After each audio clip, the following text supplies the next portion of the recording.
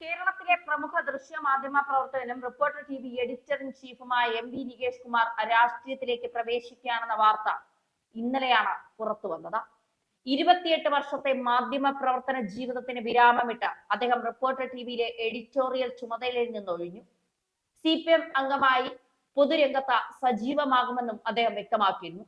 നികേഷ് കുമാറിന്റെ പ്രഖ്യാപനത്തിന് പിന്നാലെ മാധ്യമ പ്രവർത്തക അഞ്ജു പാർവതി പ്രവേശ് പങ്കിട്ട കുറിപ്പ് ശ്രദ്ധേയമാകുന്നു. ഓൺ എയറിൽ നിന്ന് ഇനി ഫുൾ ടൈം എയറിലേക്ക് എന്ന വ്യത്യാസം മാത്രം.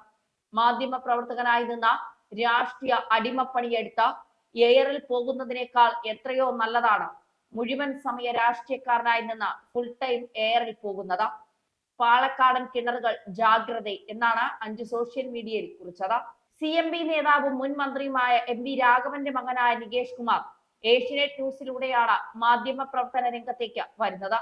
ഇന്ത്യ വിഷൻ, റിപ്പോർട്ടർ ചാനലുകളിൽ പ്രവർത്തിച്ച Nikesh Kumar reporter TV editor in chief സ്ഥാനത്ത് നിന്നാണ് പടിയിറങ്ങുന്നത്.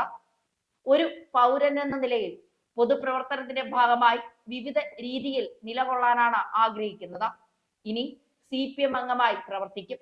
ചാനലിന്റെ ഭാഗമായി നിന്നുകൊണ്ട് പൊതുപ്രവർത്തനത്തിൽ സജീവമാകുന്നതിലെ തടസ്സം കൊണ്ടാണ് ഈ തീരുമാനം. നികേഷ് കുമാർ നിലപാട് വ്യക്തമാക്കുന്നു. ഒന്നാം പിണറായി വിജയൻ സർക്കാർ അധികാരത്തിൽ വന്ന 2016 നിയമസഭാ തിരഞ്ഞെടുപ്പിൽ LDF സ്ഥാനാർത്ഥിയായി അഴീക്കോട് മണ്ഡലത്തിൽ മത്സരിച്ചുവെങ്കിലും മുസ്ലിം ലീഗിലെ KM ഷാജിയോട് നികേഷ് കുമാർ പരാജയപ്പെട്ടിരുന്നു.